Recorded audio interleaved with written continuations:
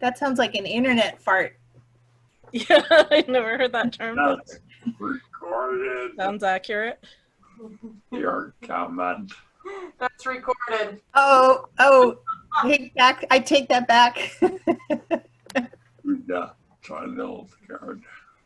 Welcome to our 4 September 2020 Grassroots Monthly Meeting of MindFreedom, Oregon. Thanks much to our spotlighted guests, Rachel Levy and Sarah Smith from Rethinking Psychiatry based in PDX. We'll record and post to the web. If this is a problem, mute your video and change the Zoom name or your, this is hidden, identity. And you can go to the next tab to the left. Okay. Can you guys see the agenda? Can you guys see the agenda? Yes. Okay. So while we wait for the meeting, we can do informal greetings. So while we wait for the meeting, we can do informal greetings. People like to be a little late. People like to be a little late. Hey, David. Hi, David. Can you hear me? Can you hear me? Hello. Hello, David Oaks. How are you? How are you? I'm doing all right. Now I finished 20 years of full psychiatry since the last in touch in 1999. Where are you based? I'm in Salford, England. Are you still locked up? Still locked up? I've been free of medication since November. What do you say? You said you've been in litigation since November? I've been free of medication. Oh, free of medication. Oh, so free of medication since November. Yes. Oh, I see. Sure, you're free. Yes. Correct. So you're free, correct? Yes.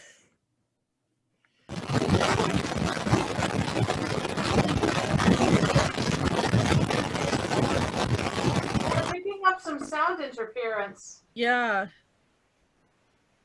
Who's that from there? Who is that from there? I'm not sure, but I know if everyone mutes themselves when they're not talking, that's less likely to happen. Yeah, Oh, what I can, if it happens, I can actually mute everybody. Yeah, if it happens again, I can actually mute everybody. Somehow. Yeah, there.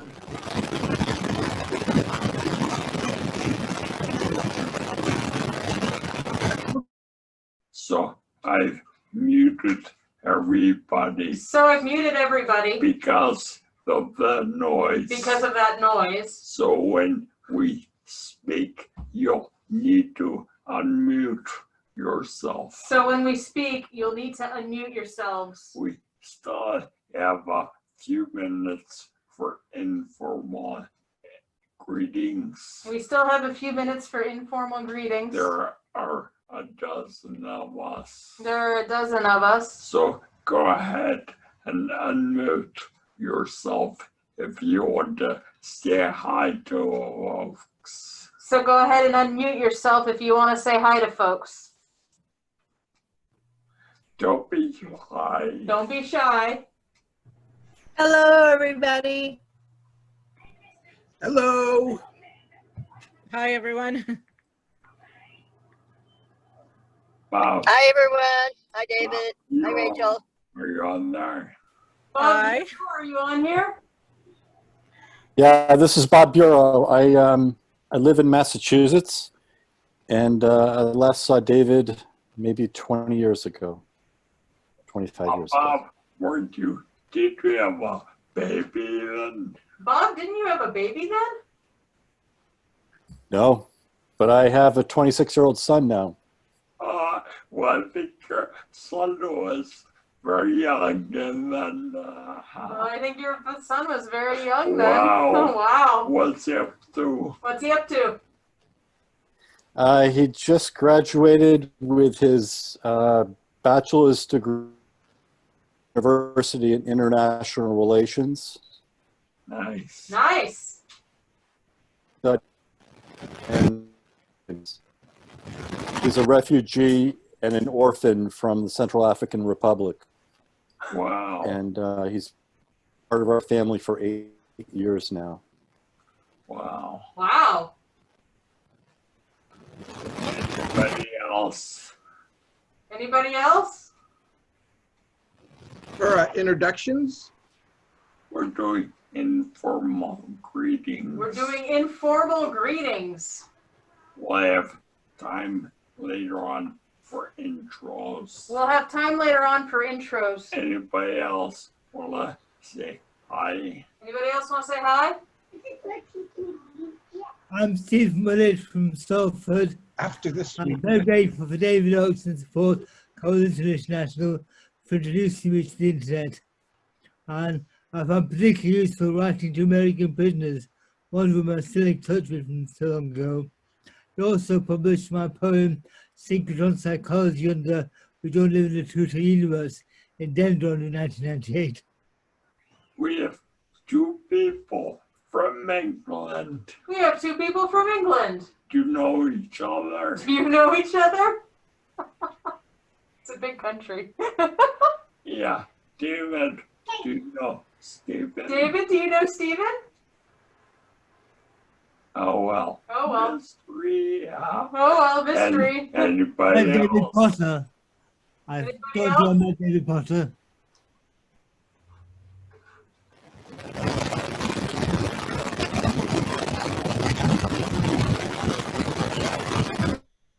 We have been getting noise from somebody. We've been getting noise from somebody. So when you're done talking, please mute yourself. So when you're done talking, please mute yourselves. Anybody else want to give a informal greeting? Anybody else want to give an informal greeting? Could that be David Potter? Because David and one of the birds was the only person muted when the last noise came on. Do you know David Potter, Stephen? Do you know David Potter, Stephen? No, I don't.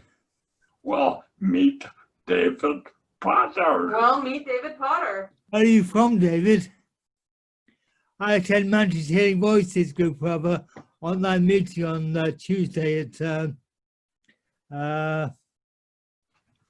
a.m. time. Thursday. Where are you both Eastern time. based in England? He's muted.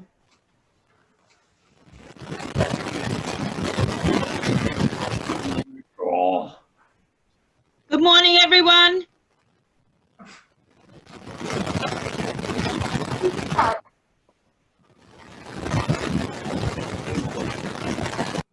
David? yeah. No, yes. Okay. Yeah, David, we think the noise is from your end, David, we think the noise is from your end. but everybody, you can, including David, you can chat But everybody, including David, you can chat anytime. anytime. So why don't we begin? So why don't we begin? Welcome, everybody. Welcome, everybody. Can you click on the welcome? Click on the welcome. Actually, yes, stop the sharing, Red. So, yeah, welcome, everybody. So welcome, everybody. This is MindFreedom Oregon, This is MindFreedom Oregon. and we meet every first Friday And we meet every first Friday of the month of the month to non-violently overthrow the mental health system to non-violently overthrow the mental health system for a world revolution. for a world revolution.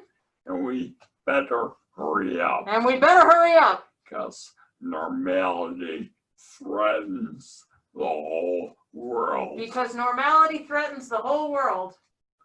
So I just wanted to mention something. So I just wanted to mention something. We have heard a lot about white bird. We've heard a lot about Whitebird. They are a project in Eugene, Oregon They're a project in Eugene, Oregon for many years. for many years. They send out a van They send out a van when there's a 911 emergency call when there's a 911 emergency call that they might be able to de-escalate. that they might be able to de-escalate. And there are mixed reports about them. And there are mixed reports about them. We met with them, We met with them, and many are actually peers. and many are actually peers. They don't advertise that, They don't advertise that, but a number of them are. but a number of them are. They went through the mental health system. They went through the mental health Or system, they're former addicts. or they are former addicts, But they are connected to the system. but they are connected to the system. And a number of folks picked up by their vans end up in the mental health system. And a number of folks picked up by their vans wind up in the mental health system. So keep on trying to reach them. So we'll keep on trying to reach them. We've tried a number of times. We've tried a number of times. They're getting national attention right now They're getting national attention right now as an alternative to police violence. as an alternative to police violence.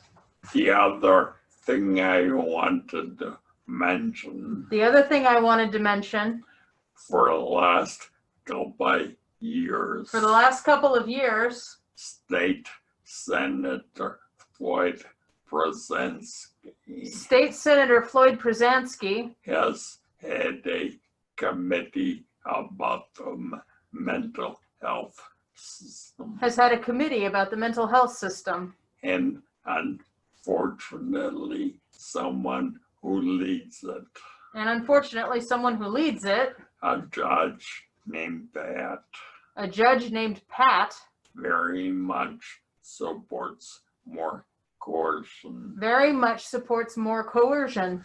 I'm friends with Floyd, I'm friends with Floyd, and so a number of us are on that committee, and so a number of us are on that committee, and we have formed a subcommittee and we have formed a subcommittee for voice and inclusion for voice and inclusion of Oregonians with lived experience of of, Oregonians with lived experience of the mental health system. in the mental health system.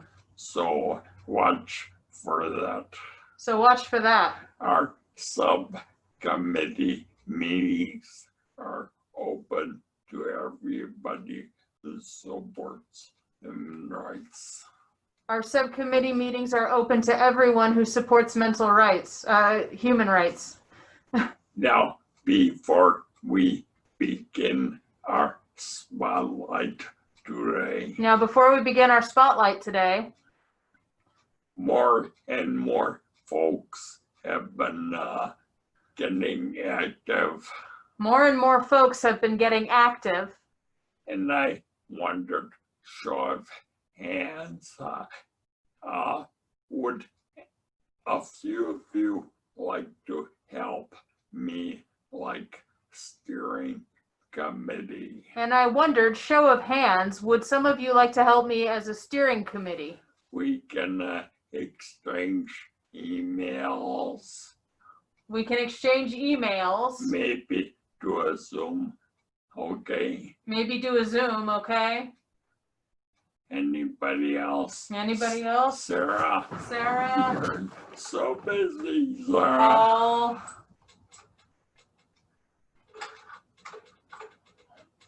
Well, I will email you all Well, I will email you all and just reply.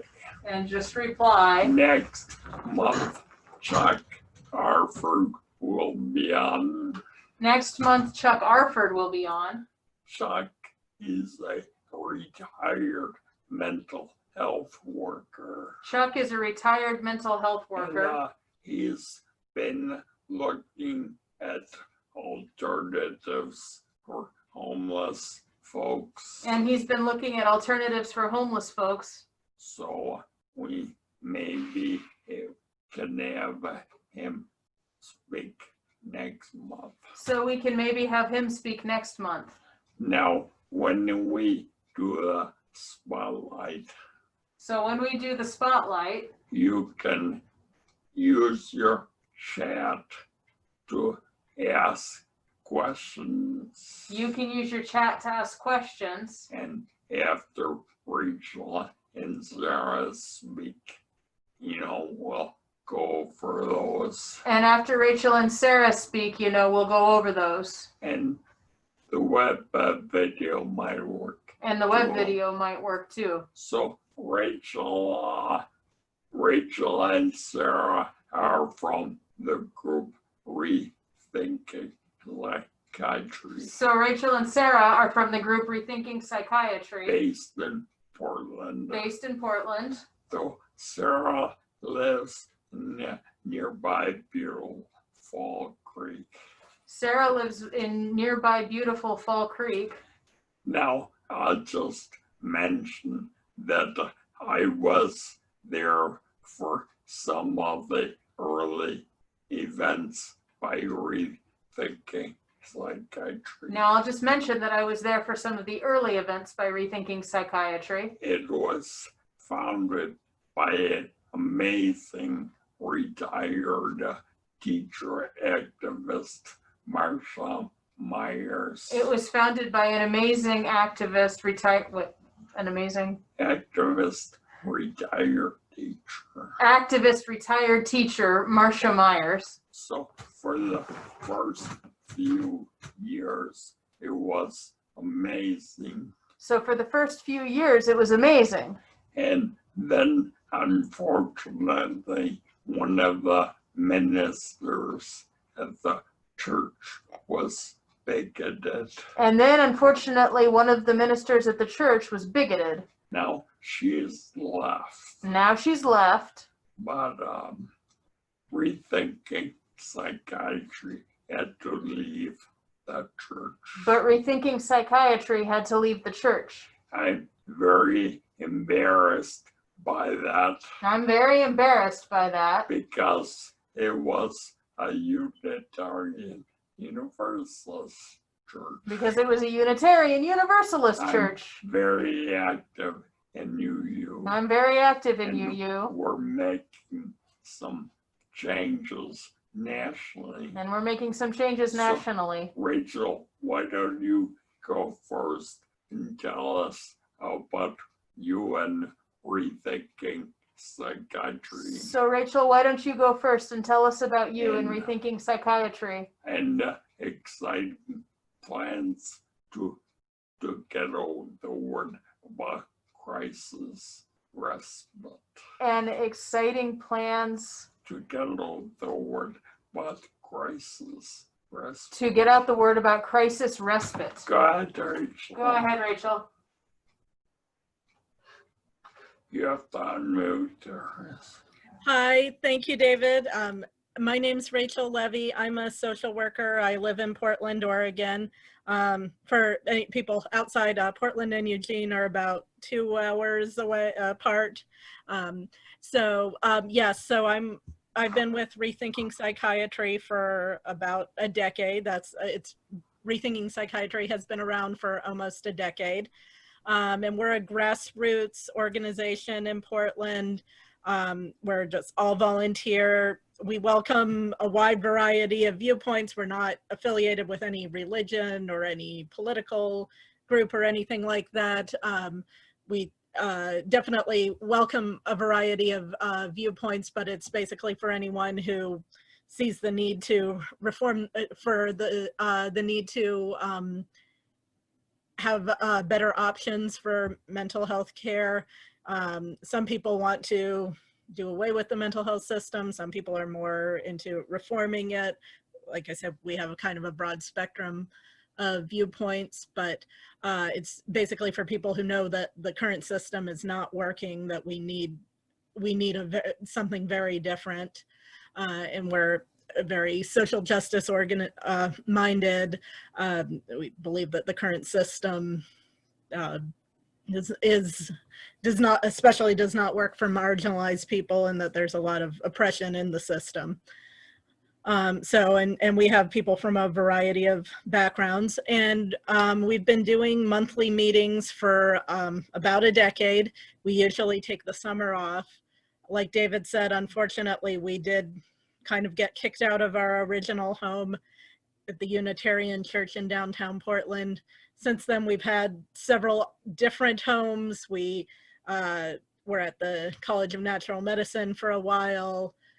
We were at the Center for Cultural Exchange.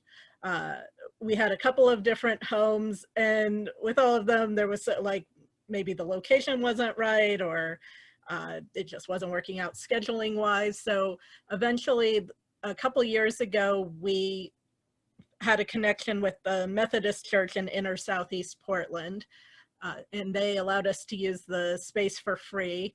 A really great group called Folk Time, which is a peer support group in Portland, also uses some office space in that church.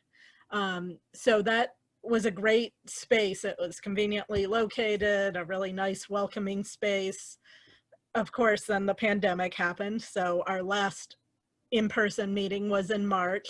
Since then, we've had 3 online monthly events. They all went really well. We had one on our collective mental health in the pandemic, one on oppression. The first one was on oppression and mental health, then the one on our collective mental health in the pandemic, and also Laura Rose, who is here today, and Kevin. I don't think Kevin is here. Kevin Fitz, who's also very active in the peer support community, co-facilitated an online group on a great resource called Peer Galaxy, which is kind of a directory for peer support services. Hopefully Laura will be able to tell us a little more about that. So we've had some online groups since the pandemic hit, and they have gone well. And for the foreseeable future, our future groups will be online. We took a hiatus for the summer, as we always do, and we decided that it doesn't really make sense to have the same format of monthly groups for the time being with the pandemic and everything. So we are planning some online talks for this fall. We're planning to do something on the history of peer respite and therapeutic community residences. That's something that a lot of us have an interest in. Our absolute dream would be to start a therapeutic community residence or a peer support program in Portland. That's like our kind of pie in the sky dream. But we've had several really good speakers over the years talk about kind of alternatives to hospitalization as far as peer support respite homes, therapeutic community residences. So that's something we're wanting to do more on, and we have some good connections to people who have been involved with that movement since the beginning. And if anyone else from, we have several members of our Rethinking Psychiatry core group on as well. So certainly we welcome their input as well. So that's kind of where we are with Rethinking Psychiatry currently. Oh, you're muted, David. Embarrassing. Embarrassing. It happens to everyone. Thanks, Rachel. Thanks, Rachel. Thank you. So before we begin with Sarah, anything else? So before we begin with Sarah, anything else? Does anyone else from the Rethinking Psychiatry core group or anyone who's been involved with Well, Rethinking Psychiatry want to chime in? Well, Who else is there? Got David, Grace, hi, Grace, Jack. David, Hi, Grace and David. Jack. Wow. Wow. 5 of you. 5 of you. Hey. Hey. Pretty And- cool. Pretty cool. And a few people have spoken. Terry spoke at a group several years ago on housing and mental health. Laura did the presentation. Laura Rose did the presentation on Peer Galaxy. So That's right. Terry's in Alaska. That's right. Terry's in Alaska. And Laura, you and I have been meaning to talk. And Laura, you and I have been meeting to talk. Promising everybody we will. And we keep promising everybody we So will. talk soon. I just wanted to add real quickly that the peer respite has remained on the list of top recommendations. We're having, I think, a final meeting next week with the Governor Behavioral Health Advisory Council for the state of Oregon. So it should be in the governor's recommended budget this year. And we have a lot of background work done legislatively in the prior session to get one, hopefully for rural Oregon, frontier Oregon, and urban, which includes Portland Metro. excellent. Well, you and I talk soon, okay? Well, let's you and I talk soon, If we okay? both try, we'll do it, If we both try, we'll do it. okay? All right. Good. I miss you, friend. I miss you, friend. So Sarah is super duper amazing. So Sarah is super duper amazing. I've known Sarah for decades. I've known Sarah for decades. When we worked in the eco movement, When we worked in the eco movement, and when I fell in 2012, and when I fell in 2012, Sarah stepped forward in the office and Sarah- helped keep MindFreedom going, Sarah stepped forward in the office and helped keep MindFreedom going, which you know is kind of a baby which for me. you know is kind of a baby for me. I have no child, so thanks, Sarah. I have no Right, child, so thanks, Sarah. Thank you. So thanks, Sarah. Well, it was my pleasure to step in after your accent, David. I just want to say that, well, first, thanks for letting me participate today. I was a little bit surprised to see me introduced as one of the active people at Rethinking Psychiatry, because although I was very active in Rethinking Psychiatry for several years, now I've been more on the periphery, and I've been more of an observer and a cheerleader for Rethinking Psychiatry. I stepped back so I could focus more of my efforts on activism through MindFreedom. So any questions about Rethinking Psychiatry and any kudos for what they've done should go to the 5 people here at this meeting, including Rachel. Grace, I see, is here, and she just, working with Rachel and other people at Rethinking, did an impeccable job keeping Rethinking Psychiatry going for years when, after losing its home and not getting any strong financial support from any one benefactor, or they did just an amazing job of recruiting people and keeping it an open, inclusive space for survivors and consumers and family members and even therapists. I've never seen so many disparate individuals be able to get along and speak civilly in one space. And I think that's because the people that run Rethinking Psychiatry, they envision people coming together nonviolently, using values of mutual respect to come up with, envisioning what a mental health care that is non-coercive, that does not use force, what that would look like. So I just really want to tip my hat off to Rachel and Grace and all the other people that kept Rethinking Psychiatry alive for a whole decade. It's really something we're celebrating, and it's a tribute to them. I guess if I were to characterize my work with MindFreedom, I would say that my orientation is as a family member watching, observing in horror, kind of in slow motion, the harm done to a loved one by forced psychiatric intervention. Nothing can be as harmful to a person's spirit as being given no choices, alternatives, being told you have a permanent brain disease and have to stay on sedating harmful drugs for life, having your social life just ripped apart, ripped out of a community, forced to live in a mental hospital for years on end, all the restrictions and loss of civil liberties that go with that. It's just horrible to think that there are tens of thousands of people whose liberties have been taken away by the mental health system and been told that they have no insight. And the horror that families endure is real too, because even family members are sometimes at a loss for how to support a loved one through an extreme state or an altered state of consciousness outside the medical model. Sometimes we're unaware of the wealth of resources in our own community. We're out of touch.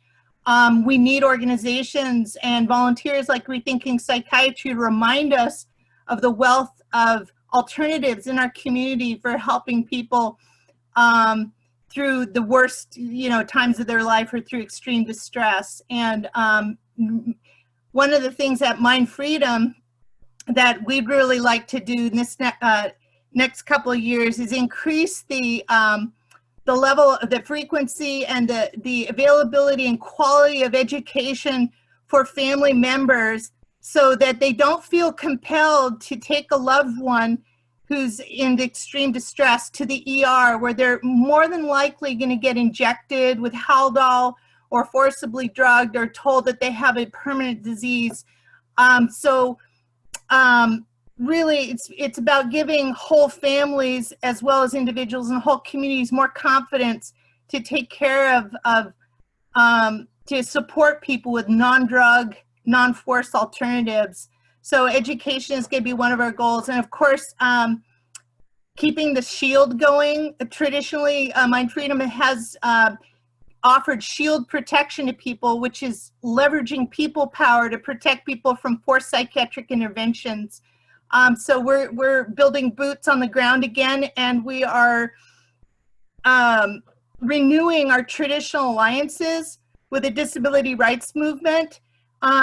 People like David work closely with leaders like Justin Dart, who's sometimes known as the father of the American with Disabilities Act.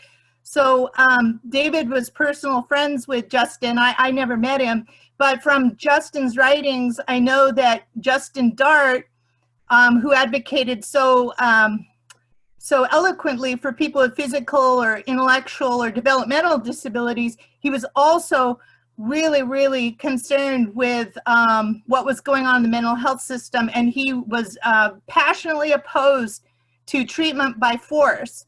So MindFreedom would really like to renew our traditional alliances with organizations like ADAPT that did such incredible acts of civil disobedience in the 80s to create the American with Disabilities Act, like the crawl up the steps of the Congress.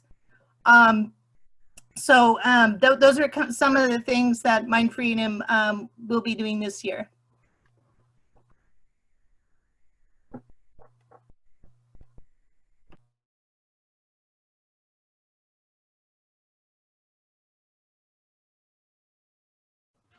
If there are questions, please type it in the chat or go on web video and briefly ask your question to how many of you are from Rethinking 6, I think.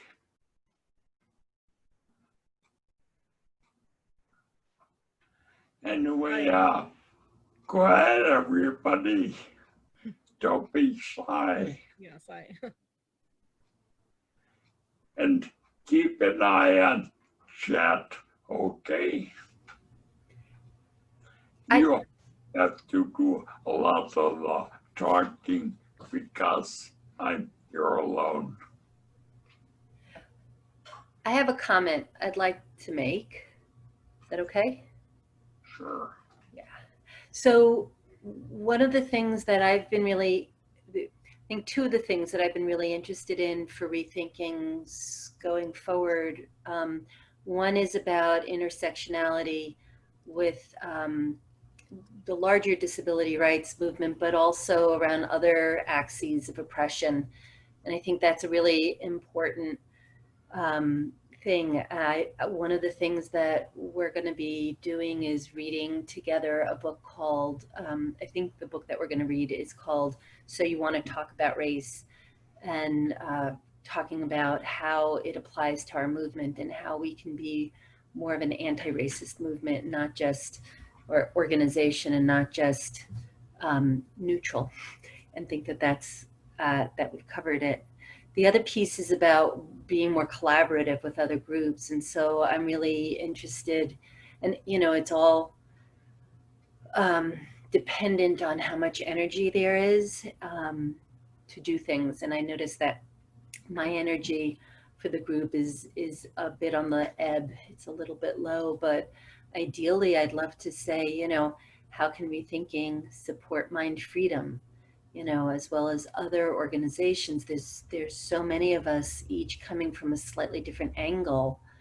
And I think the synergy of us working together is much greater than us doing it kind of randomly on our own. Excuse me. So I'm curious how rethinking,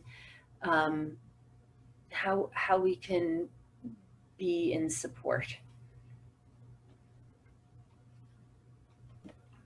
Good question. Grace, anybody? I'd like to respond to that, but I since I've just spoke, you know, I don't want to hog the time.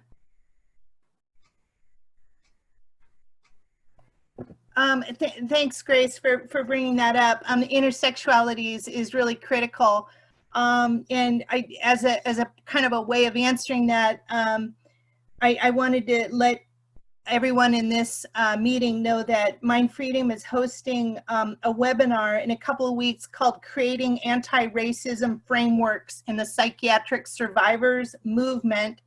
And it will take place September 18th at 5 p.m. Eastern Standard Time. And that would be 2 o'clock our time, those of you who are on the West Coast. And I'm not sure what that would be for those of you who are participating from England. I think you guys are way ahead of us. So the trainer for that is Shaku Mathai, and he worked with David and other psychiatric survivor leaders like Judy Chamberlain, David Oakes, on the UN Convention for Human Rights, and he's on the board of NARPA. He's an Indian American, and I can send you details about that training for everyone that's in this meeting that is interested. I don't have the link right now, but I will have that like by this evening. I see David Potter chat. Sounds great. A question there. Don't anyone want to address it? The chat.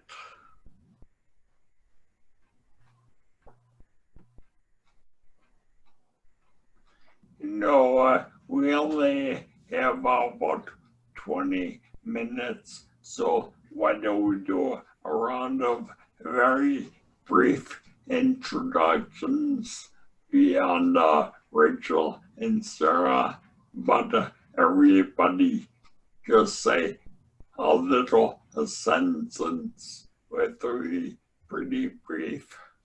So go ahead and I'm not sure where was. How about I call on people? David Potter, want to introduce yourself? Go off mute.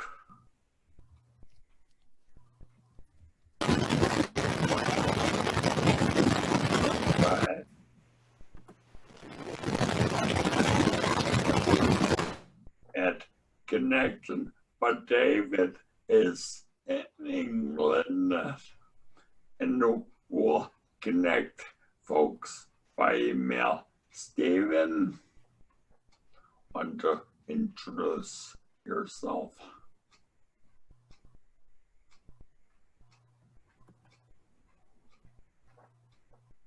Hi, I'm Tara from... The problem of blacks are being treated with full psychiatry is a big problem in Britain, although they're only about 6% of the population in London. Half the people in the psychiatric care unit are black, and there's also such a proportion of black people in London that a great chap in Norfolk was saying that there are a large number of black people in Norfolk because London prisons aren't allowed to have the majority of black people in prison at any one time, so they must have into the country.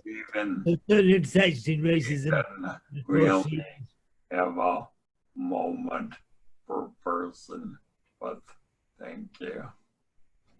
Okay, next, why don't we just unmute yourself and go for it rather than make call folks who want to introduce themselves. Go ahead, unmute yourself. Go for it. Hello, I'm Tara. I'm here from Perth, Western Australia. I'm on the board of directors of Shelter WA, and I'm really concerned of housing issue and lack of housing issue for people with mental health conditions. And I'm just really interested in what your thoughts are on social prescription. Well, Daryl, where in Australia? I'm in Perth, Western Australia. Wow. So I'm in bed. It's 5:41 a.m. in the morning, and Wow. so I've decided that I crept back into my bed. Well, yeah, it's a bit chilly today. Yeah. well, after intros, we'll address housing. Who would like to introduce themselves next? Hi, this is Terry. I'm really grateful. David Oakes is really one of the really early influences in my life, way back in the 80s, right? Yeah. I'm just really astounded for myself. Really, I've been pulling all of my roots together. I've traveled so much in my life, and I've gone through so many different crises and very different kinds of things. I've been centered in housing myself, and I'm just really amazed about the self-organizing that can come out of people working together. And in the housing community, there's so many different intersections, but everybody helped each other out because they understood a basic need of housing. And so that's been kind of my centering work about how I'm addressing climate change and everything else. It's like, hey, if houseless people can organize themselves, I think everybody else should be able to organize themselves. But like, what is all this arguing come from and all this fighting coming from? That's like a whole classic mark of normalcy. You know, it's like people are not with each other, not coming from their hearts, you know. So I'm up here in Anchorage, Alaska, and I really love Zoom. I think there's a lot of really great influences. We can help support each other to make an international change. I really like that. I just kind of center myself as an earthling, and there's like all these walls are somebody else's kind of idea. It's not mine. So I'm really glad to be in this call. And it's to support and uplift what they've been doing at Rethinking. This is like allies and people with mental illness and families working together, but outside of that corporate thing of pharmaceuticals and I'm more important to you and I'm an expert and I can help you thing, you know, just moving all around away from that. So a lot of great learning. Like I feel like Rethinking's a learning community and we need more of those around. So to help people just like help share their truth and their experience, and everybody can learn together around this. So thanks for doing this, David. Thanks. And I see a young one over there. Hello? Who's that? Hello? Young one. Who's that? Well, Are you talking to me? I would like to introduce themselves. Hi, my name is Svava. I'm calling in from Iceland, and I'm part of a peer-run grassroots organization here in Reykjavik. And I've just heard a lot about your organization, and I wanted to join in. And I'm just kind of listening, and I'm with you guys, and I support what you're working on. Wow. Best wishes. Really international event here. Great. Who else would like to introduce themselves?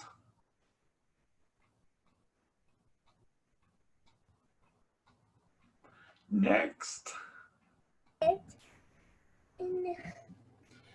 I can go. My name's Paul Middleton. I live in Eugene, and I was sorry, I got my 6-year-old whose name is Grace too. Hi, Grace. Hi, Grace. Hi, Grace. Hi, Gracie. They're all saying hi. Hi, Grace. She's having a hard time with the COVID, but Hi. I've done a lot in Albuquerque where I lived, and thanks to MindFreedom getting their materials and doing the first Mad Pride events were held, and it was due a lot thanks to MindFreedom. And I moved up here in Eugene, and personally talking about intersecting. I personally represent the group of people, or I'm from the group of people who have challenges, whatever you want to call it, but it's under the radar enough that we often get slipped. We often get unnoticed in school. The types of folks who people expect to fit into the normal world. Right. If that makes sense. And a lot of times, whatever's going on is so subtle, be it autism spectrum or anything like that, that they don't know, that they don't know why they're not fitting in. That's been my story. Yes. I see Grace does. Yeah. Fit in. Wonderful. Yeah. Well, wonderful meeting both of you. Who's next? Don't be shy. Please introduce yourselves. Well, great. Okay, we'll have an informal discussion for the rest of the meeting. Folks brought up many great topics. One from Australia was about housing. John, did you want to introduce yourself? Yeah, I'm sorry. My name is John. I'm from Eugene also. I just got off of work. I'm sorry I missed the beginning of the meeting. MindFreedom has meant a lot to me in my own mental health history. I've been in and out working with MindFreedom for the last 20-some years. And this is very encouraging to see and hear people's perspectives, and to realize that we are more than any definitional words revolving mental health, any diagnosis. We are more than that. So thank you for the opportunity to be involved. Thanks. John's great friend. Also, this MindFreedom Oregon is more than it appears, because John is helping me as a consultant to build more and more affiliates and sponsors. I see John England Australia, Iceland. Well, I think we're gonna be growing. Okay, anyway, from Australia, from sleepy to sleepy, Tara, we heard the issue of housing, which is crucial. Who would like to address that topic? Question. Housing of psych survivors address houselessness. Talk about intersectionality. All of us on Zoom tend to have homes. Who would like to address this topic?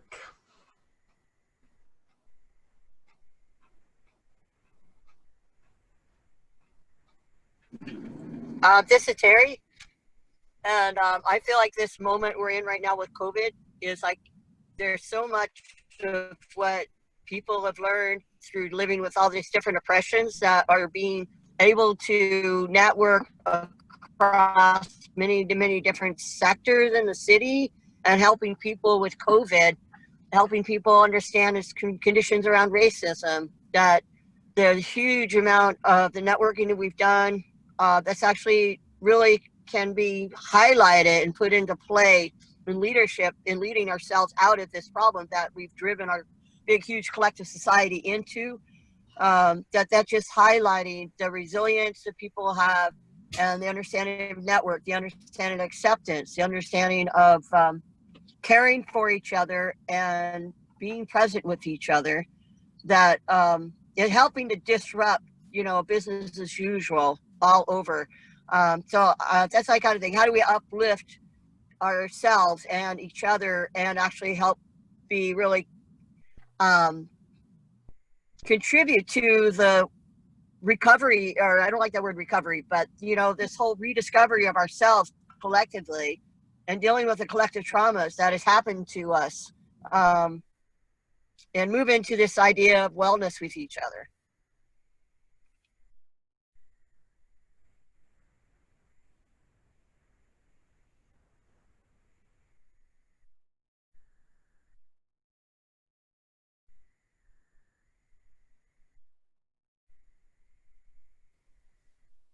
Yes, thanks, Terry. Yeah, I would definitely agree with that.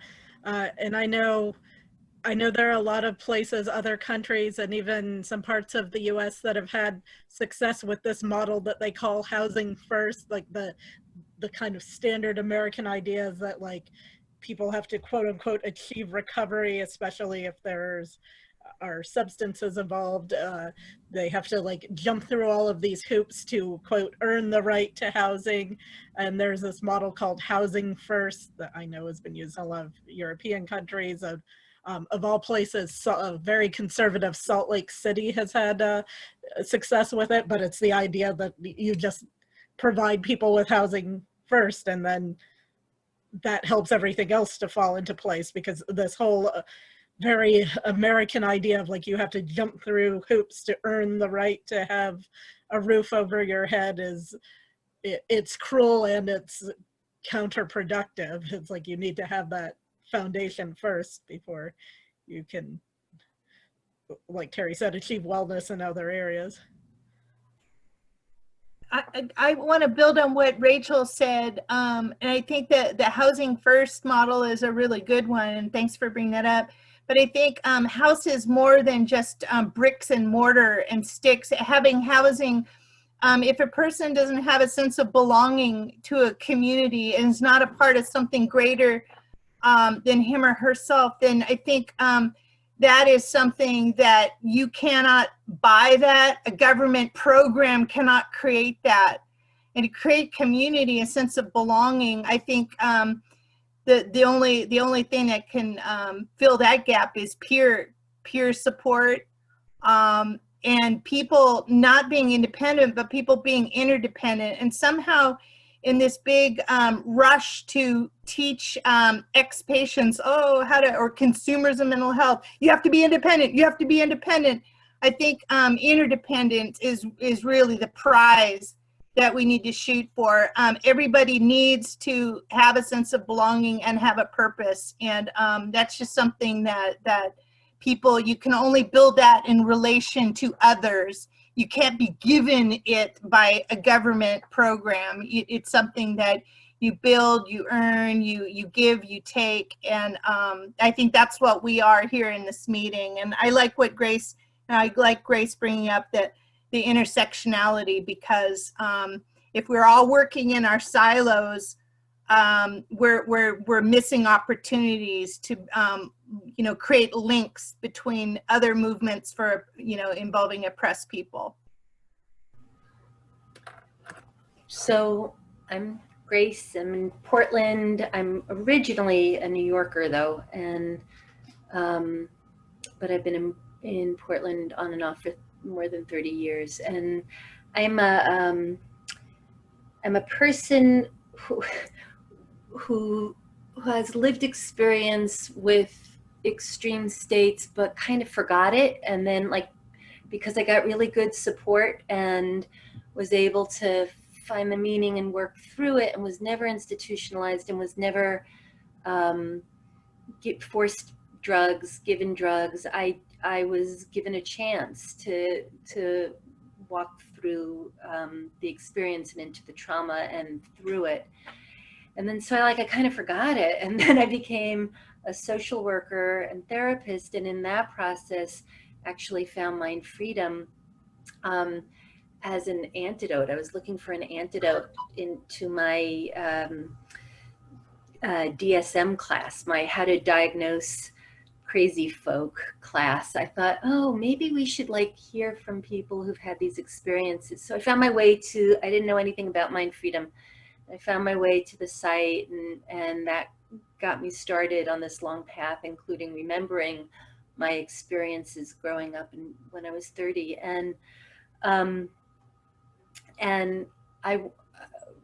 So a lot of my work as a therapist is deeply informed by knowing that people can find, when we can find meaning in our experiences, that's a key to healing. Maybe not for everybody, but that was for me. And so I know that that's a possibility. And also my work has led me to study kind of two different things. One is called interpersonal neurobiology or relational neurobiology, all about how the body is really a key to for it all to come together. And so the same day, Sarah, that MindFreedom is doing the talk that you posted in the chat about, which looks amazing, earlier that day, there's part 2 of a 3-part free webinar on embodying anti-racism and how to work through that. I also posted the information about that back a ways.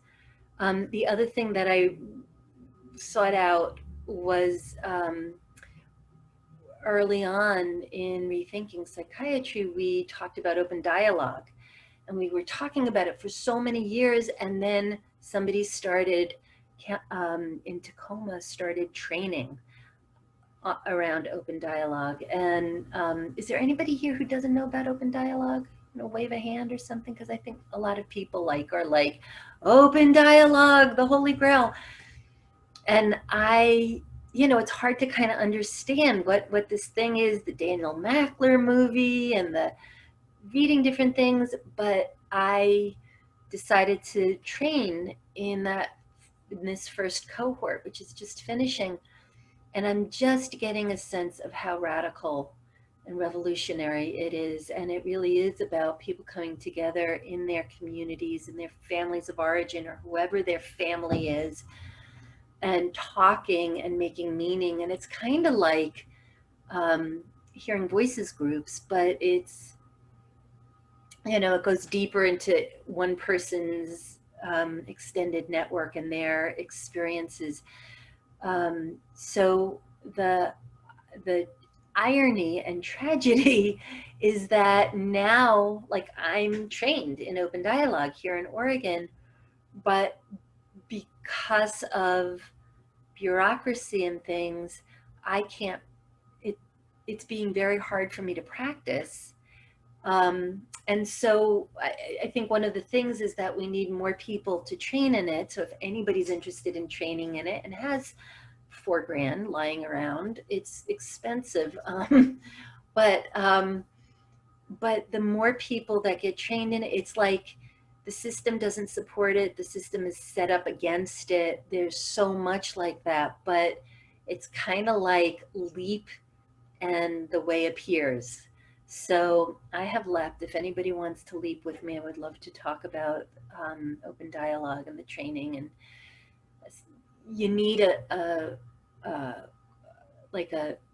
critical mass of people trained in any state because of, anyway, there might be other ways around it, but I haven't figured out because of state licensing and things like that. So mentioning that.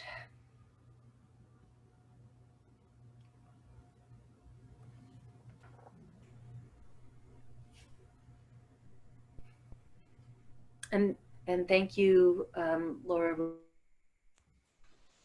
Rose, about this on Pure Galaxy, which is so amazing. We know we've heard several people pick up housing. So we know we've had several people bring up housing. Hi. And Chuck Harford will be on next month. Chuck Arford will be on next month. And he has been looking into housing first.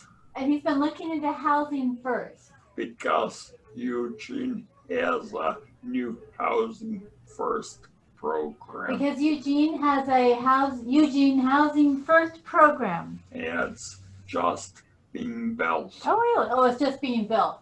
We want to make sure that it really supports our people's empowerment. And we want to make sure that it really supports our people's empowerment. So how about we have this as a topic next month? So how about that we have this as a topic next month? Sound good? Sound good? Yes. So we said the meeting would be only an hour, but so if you don't mind, we'll close the meeting. So we said the meeting would only be an hour, so if you don't mind, we'll close the meeting. But if you would like to stay on and chat with other folks, go for it. So if you'd like to stay on and chat with other folks, go for it. It'll be unmoderated. It'll be unmoderated. And unrecorded. And unrecorded. But thanks. But thanks. Any comments or feedback about the meeting? Any comments or feedback about the meeting?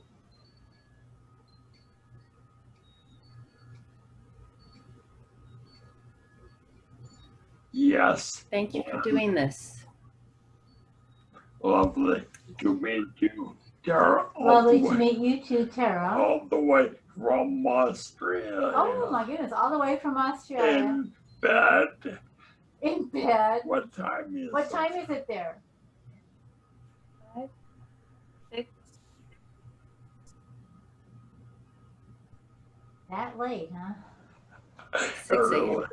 6 a.m. So there are friends from Iceland. And someone from Iceland. Anyway, thank you all for being here. And Deborah, my wonderful, amazing. Hi. Thanks. Hi. Thank you for being here. Thanks.